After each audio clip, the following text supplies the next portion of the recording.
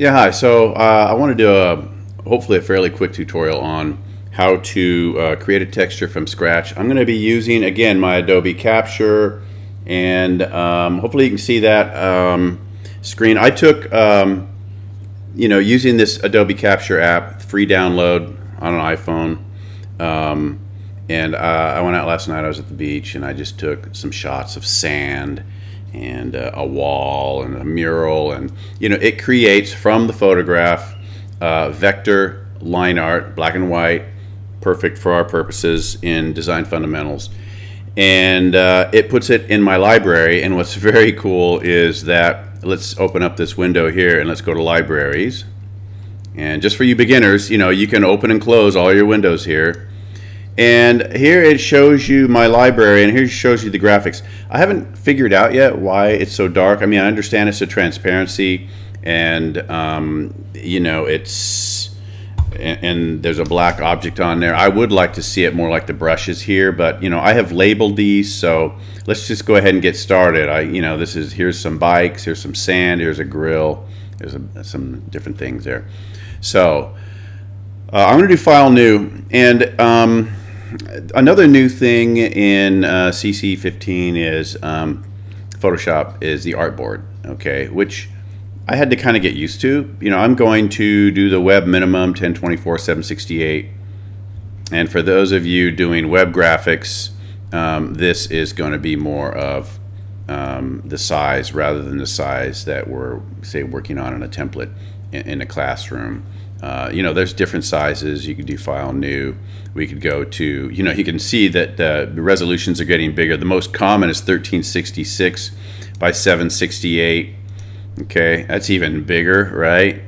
And the cool thing about artboards is they're going to get rid of the crop tool. And so what you do to crop is you just resize the artboard. And if we need to do that, we'll go ahead and do that. But you just click on the name up there. But for right now, I don't want to do that.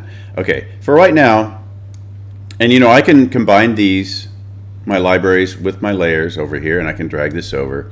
Here's my layers. I've got an artboard on the layer there, and here's my libraries. And what I'm going to do is I'm going to bring over the sand, I think, and just see what that looks like. And again, anything I've captured from my iPhone has been immediately, using that Capture app, has been immediately transferred over to Creative Cloud. It's very cool. There was another, you have to hit return when you drag it over and you place it. And I did a really cool image. I don't see it here right now. I'll look for it. Anyway, so here's the sand. Now the thing to remember about textures, okay, that you're making it from scratch. If you think about it, a tactile texture, okay, not a graphic texture, not like a 2D texture, but a texture that looks three-dimensional, on the computer, on a 2D kind of viewing device, it needs to have volume, right? Otherwise, it's just going to be flat. Like this on its own, okay. It's interesting. This is just sand. You can see a footprint here and a footprint here. I think it's got a lot of potential, but I'm going to need to make it more three-dimensional. Now, a couple of things I can do. I can drag over another image, right? Like I think I've got some. Let's drag this over. There's some other interesting things, and you can see it's dragging this. Oh, here, let me hit return to place that. It's dragging these things over, and there's sand, and there's another shape there. And if you turn this off, that's just a stucco wall. So I've got a lot of, if you combine the two right there, you can see that I'm starting to build up some texture there, right? So one thing I want to do is I want to crop this. I don't think I want to make it that huge. I'm going to click on that. I'm going to resize my artboard to fit, right? And you can look up artboards, right? And just see what the the intents and purposes and the whys and all that. but it's just something that Adobe's switching over to. Now, one thing I might want to do is copy these and flip them. So what I do is, with my Move tool selected, I hold down my Option key, and you can see that black arrow there with the white arrow underneath it. I can go ahead and I can copy that, and it's made a copy of that layer. And I can change the opacity. Okay, so I can get a three-dimensionality. Now it's going to look very graphic that way, I think, right? Then again, it kind of looks like a little ridge there. So maybe in this case, I'm going to shift-click through those, and I'm going to I'm going to link those layers together. Okay. Now I am going to copy them again. Okay. And I'm going to do an edit, transform, and I'm going to flip them horizontally, and that way I get a superimposition, okay, of those things. And I'm going to change the opacity there. Now, would it be better if I, whoops, if I wasn't working on white? Okay. Maybe, maybe not. That's like a 10%. I don't know. Again, I'm just kind of winging it here, kind of showing you how I might start playing with these. I think I will keep it like that. And I'm going to take my shape. Let's see, I've copied both of these. Actually, I'm going to keep that white there for now. Right now, you know what I'm going to do is, this is the way I work. I mean, I can keep working with these like vector shapes.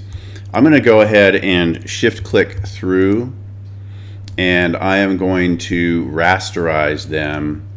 Okay, and I'm going to flatten these. I'm going to merge the layers, right? And that gives me just one element there. Okay, because again, I want to keep kind of copying, and I am going to hit my Move tool and then copy this over again, and I'm gonna, here I hit Control T, and I basically want to flip this thing around until I start getting what looks like maybe a rock texture or something with a little bit more dimension. Change the opacity to 5 there, and I think I'm gonna make this a square. I'm going to bring it down to where that layer is, and I'm going to bring it down to there, right? Because I just like the way that's coming together. It's easier for me to work. And again, what I'm going to do is I'm going to shift click through here. I'm going to merge those layers, and so you can see that's all one layer now, right? You can see the layer underneath there that's still there. And I'm going to copy that again. Okay.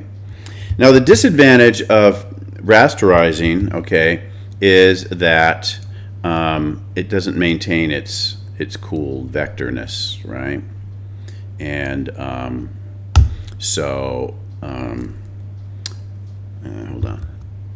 So I have to keep in mind I can't resize these up. I could drag it out from my library again, another shape here. Here I'm going to invert this apple eye, and I'm going to change the opacity. And you can see here that I am starting to get kind of where I want. Okay, same commands over and over: copy, paste, change opacity, flip. I'm layering. I don't want duplicate shapes because that looks digital. I'm trying to make this look organic, right? I am going to merge these layers. Now, one thing I do too is I will copy that layer. Okay, and then I will take that layer, and now that it's copied, and I can do an effect on this. For example, I kind of want to blur it, so I can apply a filter to this. I'm not a huge filter person, but sometimes it comes in handy, So there's a Gaussian blur on the background. I am going to bring this up. I'm going to take my blur, and I'm going to see if I'm going to have it 100%.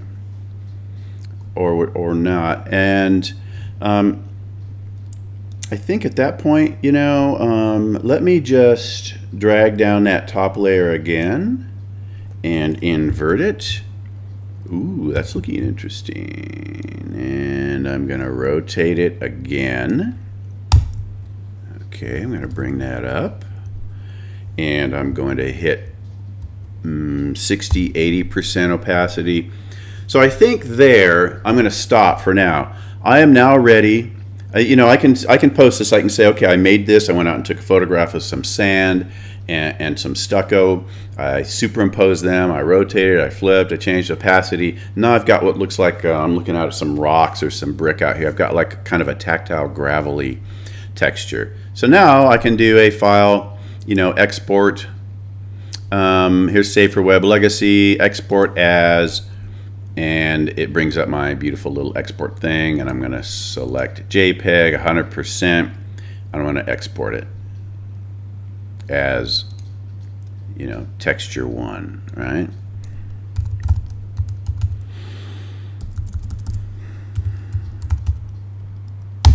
That is my tutorial for making a texture using vector shapes that have been created from the Adobe Capture iPhone app, where everything's linked up to your library. It's taken straight into Photoshop, and you make your own. It's kind of cool, and it's very fun. All right,